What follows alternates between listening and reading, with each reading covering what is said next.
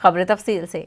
पंजाब में आइंदा साल असेंबली इंतखाबात होने वाले हैं। सियासी पार्टियां अभी से चुनाव की तैयारियों में जुट गई हैं। आम आदमी पार्टी भी रियासत की आवाम को रागिब करने में लगी हुई है। इसी सिलसिले में आज दिल्ली के वज़ीर आला अरविंद केजरीवाल ने चंडीगढ़ में प्रेस कॉन्फ्रेंस की। उन्होंने वादों की झड़ी लगा दी। केजरीवाल ने दिल्ली की ही तरह पंजाब की आवाम से मुफ्त बिजली देने का वादा किया है। उन्होंने हर खानदान को 300 यूनिट बिजली मुफ्त देने का वादा किया। केजरीवाल ने पुराने बकायाजात माफ करने का ऐलान भी किया है। उन्होंने 24 घंटे बिजली देने का वादा भी किया है। पिंडों में चले जाओ, हर पिंड के लोग बिजली के बिलों से परेशान हैं।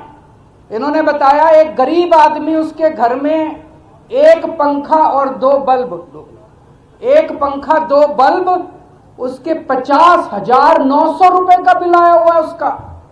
पंजाब में आम आदमी पार्टी की सरकार हर परिवार को 300 यूनिट तक बिजली मुफ्त देगी। जितने पुराने बिल हैं, डोमेस्टिक के जितने पुराने बिल हैं, सारे माफ किए जाएंगे।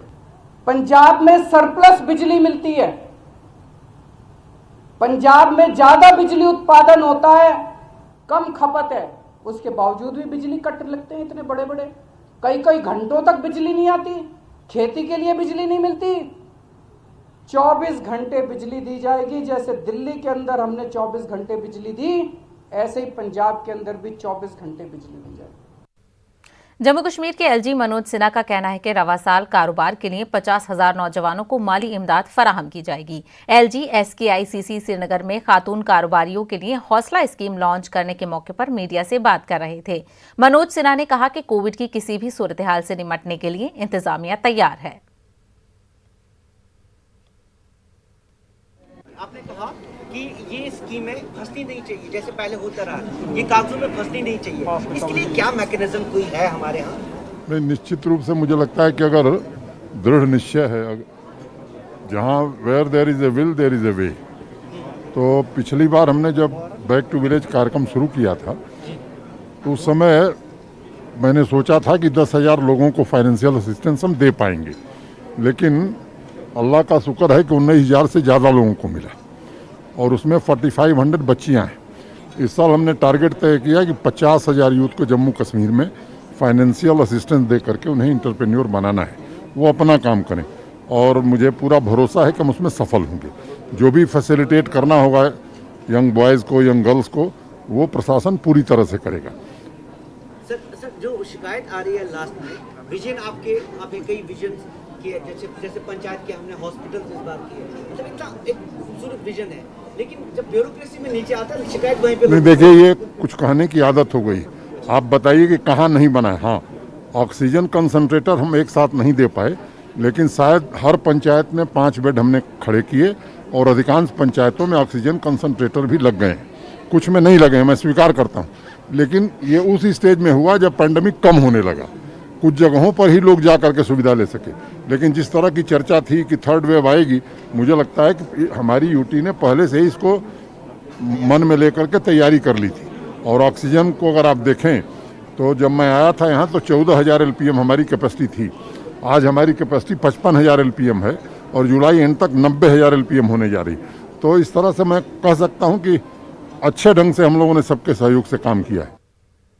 कश्मीर में सिख लड़कियों के मुबैना जबरी मजहब तब्दीली और शादी के मामले पर सिखों के एक वफ्द ने दिल्ली में मरकजी वजीर ममलकत दाखिला जी किशन रेड्डी से मुलाकात की। इस वफ्द में बीजेपी लीडर RP सिंह भी शामिल थे। इस मौके पर सिख वफ्द ने जम्मू कश्मीर में मजहब तब्दीली कानून लाने की अपील की है। मरकजी वजीर ने यकीन दिलाया कि हुकूमत इस मामले पर गौर करेगी। कश्मीर में हुई, उसको लेकर हम लोगों ने निवेदन किया। जो एक बिटिया को वहाँ पर 18 साल की बिटिया को गन पॉइंट पे अगवा कर एक अधेड़ उम्र के व्यक्ति के साथ उसकी जबरन शादी करा दी गई, और उसमें वहाँ पर ये लगातार ये मामला चल रहा है। ये पहला नहीं, ये ऐसे पहले भी कई बार घटनाएं हो चुकी हैं।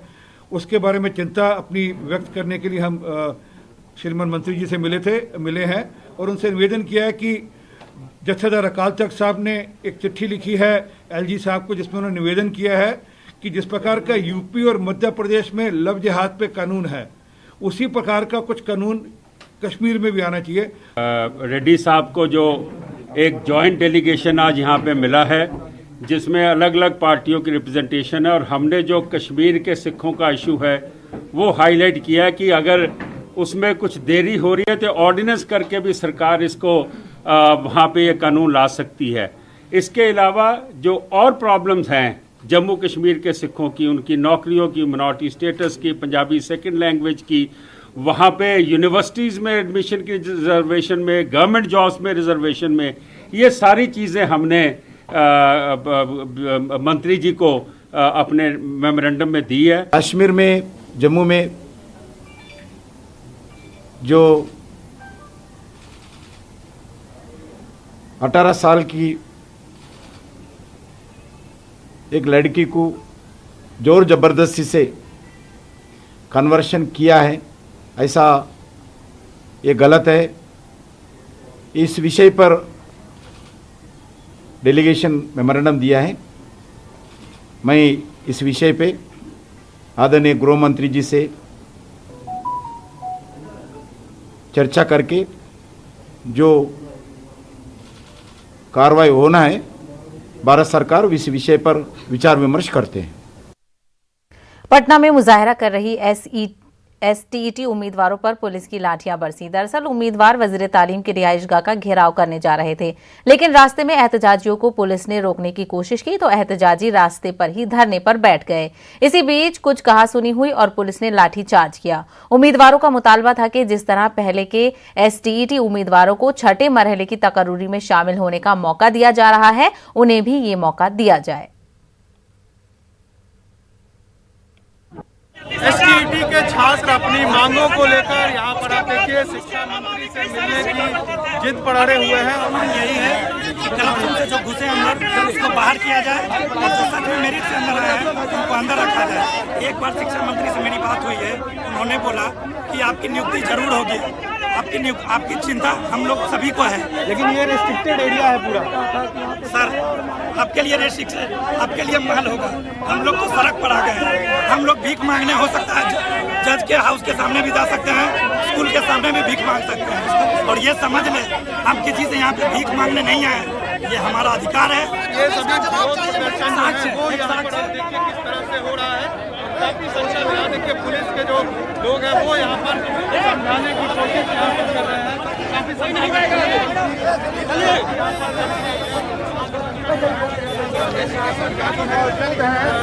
और यहाँ पे जो इन्हें रोकने की की जा रही है ताकि ये आगे ना बढ़े, क्योंकि इससे आगे मुख्यमंत्री आवास और सभी जो मंत्री हैं उनका आवास है, साथ ही साथ सभी जो पदाधिकारी हैं वो उनका कार्यालय, मुख्य सचिवालय यहीं पर है। ऐसे में इस रिस्ट्रिक्टेड एरिया में इन छात्रों के घुसने के कारण जो पुलिस प्रशासन है वो चौकस है और इन्हें रोकने की कोशिश यहाँ पर की जा रही है। साकेत कुमार, न्यूज़ 18 पटना। हमको लगता है कि या तो वो किसी गलतफहमी के शिकार हो गए या फिर किसी के द्वारा भ्रम फैलाया जा रहा है। किसी की बात मानने या नहीं मानने का प्रश्न नहीं है। और जो लोग एसटीईटी परीक्षा पास किए हैं, जो लोग भी क्वालिफाई किए हैं, वो सब लोग अगली नियुक्ति के लिए आवेदन देने के हकदार हैं। तो किसी की हकदारी या किसी का हक मारा तो नहीं जा रहा है। जहाँ तक मेरिट लिस्ट की बात है, तो कोई परीक्षा होती है तो मेरिट लिस्ट बनता है। तो ये तो पात्रता परीक्षा का मेरिट लिस्ट था, ये कोई नियुक्ति की परीक्षा नहीं थी या नियुक्ति हेतु मेरिट लिस्ट नहीं था। मेरे ख्याल से ये सभी अभ्यर्थी अच्छे तरीके से समझते हैं कि इनकी नियुक्ति होगी जब छठे चरण की नियुक्ति प्रक्रिया समाप्त होगी, 7वें चरण की प्रारंभ होगी। एसटीईटी पर लाठीचार्ज किया गया। ये सरकार तो लाठी वाली सरकार है ही, तानाशाह रवैया अपना रही है। एक तो घोटाला करती है और पूरे तरीके से जो नौजवान का जो जीवन है, युवाओं का जो जीवन है, उसको बर्बाद करने पे तुली हुई है। आप देखिए 11 से है और अब 21 हो गया। तो बकरा ईद के हवाले से इस वक्त की बड़ी खबर आपको बता दें, महाराष्ट्र से आ रही है। ईद उल अजहा में बकरों की खरीदो फरोख्त का मसला हल तलब, जिसको लेकर महाविकास अघाड़ी वुजराई की मीटिंग होगी। बकरों की ऑनलाइन खरीदो फरोख्त हो या फिर मंडी में उनको बेचा जाए, इस मामले को लेकर महाविकास अघाड़ी वुजराई की मीटिंग होगी। महाविकास अघाड़ी हुकूमत के वुजरा इस मामले को लेकर तबादला ख्याल करेंगे, जिसमें ज़ाब्तों और गाइडलाइंस पर बातचीत की जाएगी। तो ईद उल अजहा के मौके पर बकरों की खरीदो फरोख्त के मामले को लेकर महाविकास अघाड़ी वुजराई की मीटिंग होगी, जिसमें बकरों की खरीदो फरोख्त ऑनलाइन हो या फिर मंडी में बकरों की खरीदो फरोख्त की जाए, इस मामले को लेकर ज़ाब्तों और गाइडलाइन पर बातचीत की जाएगी। उसी के बाद ये तय किया जाएगा कि ईद उल अजहा के मौके पर बकरों की खरीदो फरोख्त किस तरह से की जाए। मजीद तफसीलात हासिल करेंगे हमारे नुमाइंदे अमित राय से। अमित राय, ईद उल अजहा आने वाली है अगले महीने और ऐसे में लेकर बकरों की खरीदो फरोख्त को लेकर मसला सामने आ रहा है। देखिए, बकरों की ऑनलाइन बिक्री हो या फिर खुली मंडी में बकरों को बेचने की इजाजत दी जाए, इस पर फैसला लेने के लिए महाविकास अघाड़ी के मंत्रियों की बैठक होगी। पशुपालन मंत्री सुनील केदार की अध्यक्षता में ये बैठक होगी, जिसमें नवाब मलिक, असलम शेख सहित अन्य मंत्री भी शामिल होंगे। और इस बैठक में बकरीद के दौरान कोरोना संक्रमण ना फैले, इसलिए कौन कौन से प्रतिबंध लगाए जाए, इसको लेकर गाइडलाइंस को अंतिम रूप दिया जाएगा। बैठक के बाद गाइडलाइंस के ड्राफ्ट को मुख्यमंत्री दफ्तर भेजा जाएगा। और मंत्री असलम शेख का कहना यह है कि अगले 2 दिनों में जो ये बैठक होगी और खुली मंडी में बकरों खरीदारी के लिए भीड़ उमड़ने पर कोरोना संक्रमण फैलने की आशंका जताई जा रही है। डेल्टा प्लस का वेरिएंट का खतरा बढ़ने के बाद सरकार कोई जोखिम लेना नहीं चाहती, क्योंकि महाराष्ट्र में 21 जो है डेल्टा प्लस के मामले सामने आए, जिसमें से 1 की मौत भी हो चुकी है। वहीं बीएमसी के मुताबिक जो है मुंबई की सबसे बड़ी मंडी देवनार कत्तलखाना में बकरीद के दौरान प्रतिदिन 1 लाख लोग बकरों को देखने और खरीदने के लिए आते हैं। और लेकिन अमित राय, जिस तरीके से अगर ऑनलाइन ऑप्शन हम देखें तो वो एक बेहतर ऑप्शन होगा, लेकिन उसके बरअक्स हर किसी के पास ऐसी सहूलत नहीं होती है कि वो ऑनलाइन जाकर बकरों की खरीदो फरोख्त करे। तो ऐसे में क्या दोनों ही ऑप्शन खुले रखे जाएंगे? देखिए, इस पे चर्चा होगी 2 दिन बाद, और जो भी अंतिम रूप लिया जाएगा उसे मुख्यमंत्री स्वीकार करते हैं कि नहीं करते हैं देखना होगा। लेकिन अबू आजमी और समाजवादी के दूसरे विधायक रईस शेख, इन्होंने इस मसले को लेकर शरद पवार से मुलाकात की थी। मुख्यमंत्री समय मांगा, लेकिन मुख्यमंत्री ने अभी तक समय नहीं दिया है। और 2 से 3 दिनों पहले सह्याद्री गेस्ट हाउस, जहां पर मंत्रिमंडल की बैठक चल रही थी, वहां पर भी अबू आजमी और रईस शेख ने जो है आंदोलन किया कि जो बकरों की जो खरीद फरोख्त का मामला सुलझाया जाए और एक मीटिंग जरूर रखी जाए, ताकि बैठक में हम भी अपनी बातें कहें, सरकार भी अपनी बातें कहे और बीच का कोई रास्ता निकाला जाए। लेकिन अभी तक मुख्यमंत्री की तरफ से कोई जवाब सामने नहीं आया, जिसको लेते हुए जो है लगातार जो है प्रदर्शन भी किए जा रहे हैं यहाँ पर। और लोगों की मांग है कि जिस तरह से कोरोना का प्रकोप चल रहा है, पिछली बार भी जो है बकरीद जो है नहीं मनाई गई, लोग जो है मंडियों में बकरों को नहीं ला पाए, जिसकी वजह से बकरों ने जो है दम तोड़ दिया, यहाँ पर लोगों का नुकसान हुआ, किसानों का नुकसान हुआ। तो इसी को देखते हुए बैठक की मांग की जा रही है। तो अब 2 दिन बाद जो है ये महत्वपूर्ण बैठक है, उसमें क्या एसओपी तैयार की जाती है। चलिए, तो 2 दिन बाद इस मामले पर तस्वीर साफ हो जाएगी कि क्या क्या गाइडलाइंस रहेंगी और दोनों ही ऑप्शन रखे जाते हैं या फिर ऑनलाइन फरोख्त की जाती है। अमित राय, हमसे बात करने के लिए बेहद शुक्रिया। कोरोना वबा के दौरान बाहमी इमदाद और इन्हिसार का जज्बा मुस्तहकम हुआ है। मुल्क इस वबा से मुत्तहिद होकर मुकाबला कर रहा है। टीकाकारी के ऐलान के बाद हम बेहतर ताउन करें, जिससे हम कोरोना को मात देने की जानिब कदम बढ़ा सकें। नेटवर्क 18 इस मुहिम में हर कदम पर आपके साथ रहेगा। जब तक सभी महफूज नहीं, तब तक कोई महफूज नहीं होगा। इसी सोच की बुनियाद पर हमारी मुहिम संजीवनी का मकसद ये यकीनी बनाना है कि वैक्सीन पाना सभी हिंदुस्तानियों का हक है।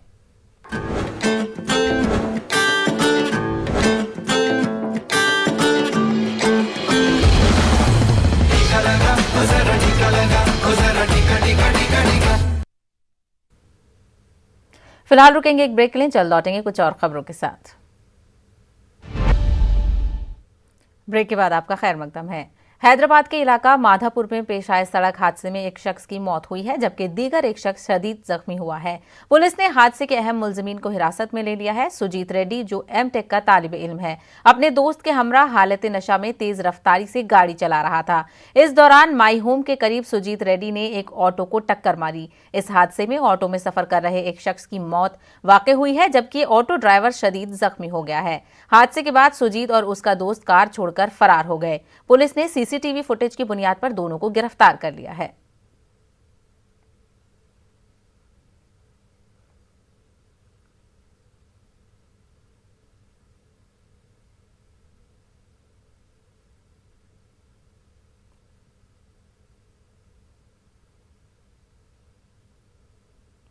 कोरोना की तीसरी लहर के पेश नजर ज्यादा से ज्यादा टीकाकारी मुहिम में तेजी लाई जा रही है ताकि ज्यादा से ज्यादा जिंदगी को महफूज बनाया जा सके। अब हामला खवातीन को टीका अंदाजी के अमल में शामिल करने की तैयारी की जा रही है। नोएडा जिला अस्पताल की सुपरिटेंडेंट डॉक्टर रीनू अग्रवाल ने बताया है कि वजारत सेहत ने हामला खवातीन को टीका लगाने की इजाजत दे दी है। गाइडलाइंस के मुताबिक टीका महफूज है। फिलहाल यूपी हुकूमत की जानिब से इस ताल्लुक से अहकाम नहीं जारी किया गया है। जैसे ही कोई रहनुमा खुतूत जारी किए जाएंगे, अस्पतालों में तैयारी की जाएगी। क्यों हमें क्या परेशानी नहीं है, क्यों लगाएं? लेकिन कोविड से बचने के लिए तो सरकार कह रही है कि टीका लगवाना सबको। अगर कोविड से बचने के लिए लगाना है तो क्यों लगवाएं? जब हम सही हैं तो बीमार हो तो लगवाएंगे। अभी अच्छे वाले हैं तो क्या करेंगे लगवा के? पूनम, आप लगवाएंगे तो कोविड का टीका? क्योंकि अब गर्भवती महिलाओं को भी लगने शुरू हो जाएंगे तो लगेंगे, तो आप लगवाएंगे? उससे फीवर तो हो जाता है, कभी फीवर हो जाता है, कुछ बीमारियां भी हो जाती हैं, लेकिन वो पूरी तरीके से सुरक्षित है बच्चे और माँ दोनों के लिए, तो लगवा लेंगे। तो आपको कोई डर नहीं है? ये मतलब मन में है कि फीवर हो जाएगा ऐसा? कोरोना की तीसरी लहर की संभावना को देखते हुए स्वास्थ्य मंत्रालय ने गर्भवती महिलाओं के लिए भी अब टीकाकरण की अनुमति दे दी है। नोएडा की सीएमएस डॉक्टर रेनू अग्रवाल हमारे साथ बात करने के लिए मौजूद हैं। मैम, जिस तरीके से अब तक कोविड के जो इंजेक्शन है वो बुजुर्गों को और यंगस्टर्स को लगाए जा रहे थे, और अब स्वास्थ्य मंत्रालय ने गाइडलाइन भी जारी कर दी है कि जो प्रेग्नेंट महिलाएं हैं उनको भी कोविड का टीका लगाया जा सकेगा। ऐसा है कि गवर्नमेंट ऑफ इंडिया की गाइडलाइन आई है कि उन्होंने स्टडी के बेसिस पे साइंटिस्ट ने जो रिसर्च वर्क किया है कि प्रेग्नेंट लेडीज़ और लैक्टेटिंग मदर दोनों को ये वैक्सीन दी जा सकती है। उसका रीज़न ये है कि ये ब्रेस्ट मिल्क में सिक्रीट नहीं हो रही है, और प्रेगनेंसी में भी ये बच्चों में जैसे जो मतलब फीटस है अंदर उसमें टेराटोजेनिक नहीं है, मतलब कोई कंजेनाइटल एनॉमली नहीं हो रही है, उनका कोई IUGR नहीं हो रहा है, ग्रोथ रिटार्डेशन नहीं हो रहा है। तो ये सारे पॉइंट्स स्टडी करने के बाद ही जो है ये देखा गया है, और ये प्लेसेंटा को भी क्रॉस नहीं कर रही है। जैसे मदर को लेने से प्लेसेंटा को क्रॉस करती है तो बेबी के अंदर जाती है। तो ये सारे पॉइंट्स देखने के बाद ये सेफ पाई गई, और गवर्नमेंट ऑफ इंडिया ने अपनी गाइडलाइन जारी कर दी है कि प्रेग्नेंट लेडीज़ को और लैक्टेटिंग मदर को लगाई जा सकती है। हम लोग यूपी गवर्नमेंट में लैक्टेटिंग मदर्स को तो शुरू से लगाई जा रही है, प्रेग्नेंट लेडीज़ की गाइडलाइन अभी आई नहीं है। जैसे ही आएगी हम एक बूथ स्पेशल उनके लिए बनाएंगे और लगाना शुरू कर देंगे। बिल्कुल मैम, आपने कहा कि एक बूथ अलग से बनाएंगे और उनको लगाना शुरू कर देंगे। अभी उनको मिक्सअप इसलिए नहीं करेंगे कि उनको वैसे ही इन्फेक्शन के चांसेस होते हैं, और प्रेग्नेंट होती है तो थोड़ा रेस्ट की ज़रूरत होती है। हमारे यहाँ लेडीज़ स्पेशल एक काउंटर तो अलग चल ही रहा है जिसमें हम सिर्फ लेडीज़ को लगाते हैं, और जब अगर गाइडलाइन आती है तो हम एक प्रेग्नेंट लेडीज़ के लिए अलग से बूथ बनाएंगे और उनको सारी जानकारी के संग उनको लगाई जाएगी। तो आपने देखा, ये थी हमारे साथ बात करने के लिए नोएडा की सीएमएस डॉक्टर रेनू अग्रवाल, जिनका कहना है कि जिस तरीके से स्वास्थ्य मंत्रालय ने गर्भवती महिलाओं के लिए टीकाकरण की अनुमति दी है, फिलहाल अभी यूपी गवर्नमेंट की तरफ से ऐसा कोई आदेश नहीं आया है, और जैसे ही आदेश आ जाता है उसके लिए भी एक अलग से बूथ बनाया जाएगा और गर्भवती महिलाओं को भी मोटिवेट किया जाएगा कि वो ज्यादा से ज्यादा संख्या में आकर कोविड का टीकाकरण करवाएं। कैमरा पर्सन नरेश के साथ रचना, न्यूज़ 18 नोएडा। गाजियाबाद की बेटी कामाक्षी शर्मा पूरी दुनिया में छाई हुई है। असल में वो मेरठ की रहने वाली है, लेकिन गुज़िश्ता कई बरसों से गाजियाबाद के पंचवटी में रहती हैं। कामाक्षी साइबर क्राइम की रोकथाम के लिए 50,000 पुलिस एहलकारों को तरबियत दे चुकी हैं। कामाक्षी के नाम कई रिकॉर्ड भी शामिल हैं। देखिए इस खास रिपोर्ट में।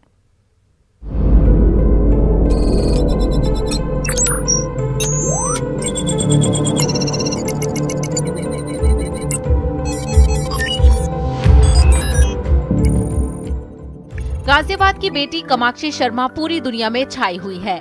कामाक्षी को अपने कॉलेज के दिनों से ही हैकिंग का शौक था, और आहिस्ता आहिस्ता ये शौक प्रोफेशन में तब्दील हो गया, और अब कामाक्षी लोगों को साइबर क्राइम की तरबियत दे रही हैं। साइबर क्राइम की रोकथाम के लिए लोगों को आगाह करने और 50,000 पुलिस एहलकारों को तरबियत देने के लिए कामाक्षी का नाम वर्ल्ड बुक ऑफ रिकॉर्ड में दर्ज किया गया है। मेरी जर्नी शुरू हुई थी कॉलेज से। कॉलेज में जब मैं सेकेंड ईयर में थी तब मैं हैकिंग बहुत करती थी। तो कॉलेज में होता है ना वो कि मेरे गर्लफ्रेंड बॉयफ्रेंड का अकाउंट हैक करके दे दो, मुझे इन्फॉर्मेशन चाहिए, तो वहाँ से मुझे हैकिंग का शौक लगा था। दैन धीरे धीरे मुझे पुलिस ने अप्रोच करना स्टार्ट किया। आफ्टर मैंने कुछ साल पुलिस के साथ वर्क किया, BPRND, CDTI जहाँ पुलिस की ट्रेनिंग्स होती हैं, या आपके बाकी IB ऑफिसर्स, रॉ ऑफिसर्स, इन सब के साथ मैंने वर्क किया।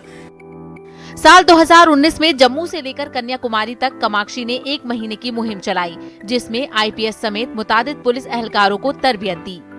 कामाक्षी ने साल 2017 में कंप्यूटर साइंस में बीटेक किया। तालीम मुकम्मल करने के बाद मुलाजमत की तलाश न करते हुए कामाक्षी ने मुल्क भर में लोगों को साइबर फ्रॉड से बचाने के लिए मुहिम का आगाज किया। क्योंकि आज की डेट में कोई भी केस हो जाता है, मोबाइल हर किसी के पास है, भले ही केस मर्डर का होगा, लेकिन क्रिमिनल और विक्टिम दोनों के फ़ोन में कुछ ना कुछ ऐसा मिलेगा जो हमें केस सॉल्व करने में हेल्प करता है। इसी तरीके से टेररिस्ट में भी जो है हमारी जितनी भी बातें होती हैं क्रिमिनल्स की, चाहे वो पाकिस्तान का टेररिस्ट, तो सब कुछ आपको डिजिटल में कुछ ना कुछ एविडेंस मिलता ही है।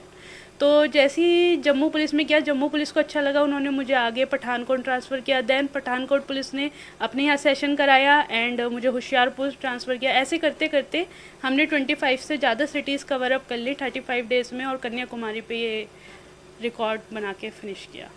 कामाक्षी शर्मा ने बताया कि मुस्तकबिल में उनका ख्वाब ऐसा प्लेटफॉर्म बनाने का है जहां मुल्क और बैरून मुल्क की पुलिस साइबर क्राइम को रोकने के लिए एक प्लेटफॉर्म पर दस्तयाब हो। जिस तरह से कोविड-19 का दौर चल रहा है, लोग वर्क फ्रॉम होम कर रहे हैं, ऐसे में साइबर क्राइम में भी तेजी से इजाफा हो रहा है। कामाक्षी का कहना है कि थोड़ी बहुत एहतियात के साथ इन चीजों से बचा जा सकता है। क्राइम जो है वो हर जगह बहुत देखा जा रहा है, और सबसे मेन इम्पॉर्टेंट बात ये है जो इंडिया में इतना क्राइम बढ़ रहा है वो है डाटा की चोरी। और जब हमारे फ़ोन ही सिक्योर नहीं है, जब ये एप्लीकेशन ही सिक्योर नहीं है, हमारा डाटा बेचा जा रहा है, तो इस वजह से साइबर क्राइम बहुत ज़्यादा बढ़ रहा है।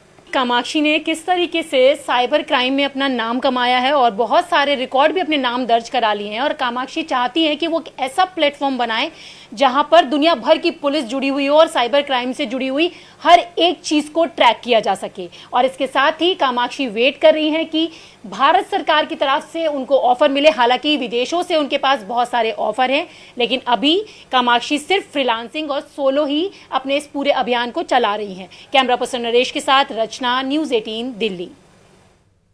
नेटवर्क 18 फेडरल बैंक संजीवनी गाड़ियां पूरे मुल्क में कोरोना वायरस से मुतासरा अजला में गश्त कर रही हैं। वैक्सीन की अहमियत के हवाले से बेदारी लाने की हमारी कोशिशों को आपकी तायद की अशद जरूरत है। आइए एक नजर डालते हैं कि संजीवनी गाड़ियां किन इलाकों में हैं।